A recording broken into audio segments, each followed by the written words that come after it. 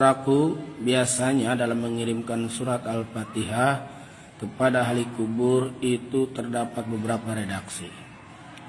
Di antaranya ila ruhi, ila arwahi, dan ila hadarati. Nah, kali ini kami akan membahas bagaimana cara penggunaannya dan apa perbedaannya. Sehingga nanti apabila kita mengirim Fatihah kepada seseorang, tidak salah sebut dan tidak sia-sia dan sampai kepada orang yang kita cinta. Nah, berikut ini cara mengirimkan surat Al-Fatihah yang tepat. Oleh karena itu simak videonya sampai selesai agar kita mendapat ilmu yang bermanfaat. Seringkali kita mendengar ketika orang tawasul mengucapkan kata ila ruhi, ila arwahi, dan ila hadrati. Bahkan ada juga yang mengatakan ila ruhi fi jasadi. Akan tetapi tak sedikit pula yang tidak mengerti apa perbedaan dari ketiga kata tersebut. Baik ila ruhi, kalimat ila ruhi mempunyai arti sebutan kepada sebuah ruh seseorang, atau bisa juga dihususkan. Kenapa? Karena kalimat ini bermakna tunggal atau ditujukan kepada satu orang. Oleh karena itu pada kalimat ini penggunaannya biasa ditambahi kata khususon. Misalnya khususon ila ruhi abi wa ila ruhi umi ilahumul fatihah. Seperti itu. Kemudian ila arwahi. Kata ila arwahi adalah bentuk jamak dari kata ruh. Penggunaannya dalam praktek bertawasul ialah sebagai pengantar jika yang kita kirim Al-Fatihah adalah beberapa orang atau lebih dari satu orang. Misalnya, summa ila arwahi jami'il ahli kubur minal muslimina wal muslimat wal mu'minina wal mu'minat Al-Fatihah. Atau misalnya summa ila arwahi khususon jami'il ahli kubur, keluarga besar Bapak Pulan, bin Pulan, sebutin semua nama almarhum keluarganya, lalu Al-Fatihah.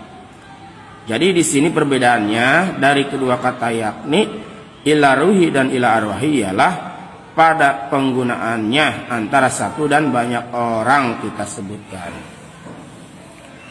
Kemudian kita juga mendengar kata summa. Kata summa sendiri berarti kemudian. Kata ini sebagai penghubung antara orang yang disebut pertama dengan orang berikutnya. Lalu yang ketiga ila hadarati.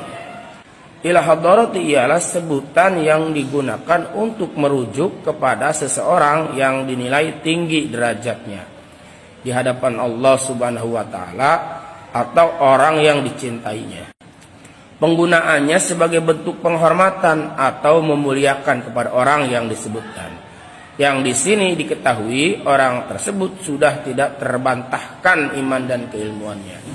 Misalnya para nabi, keluarga dan sahabatnya, tabi'in, aulia serta para ulama.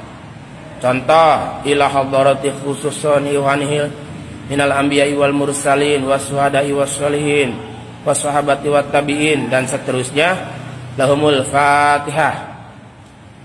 Pokoknya yang intinya kalimat ila hadarati ini digunakan untuk orang yang kita muliakan. Kemudian juga ada ila ruhi fi jasadi atau ila jasadi.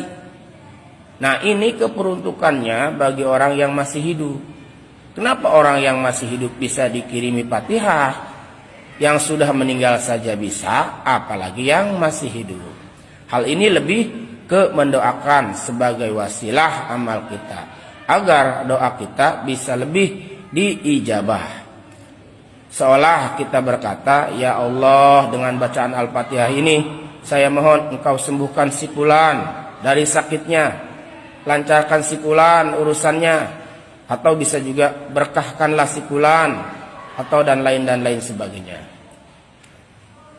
Demikianlah cara mengirim Al-Fatihah yang tepat agar tidak keliru dalam penggunaannya. Semoga bermanfaat dan jangan lupa like dan subscribe.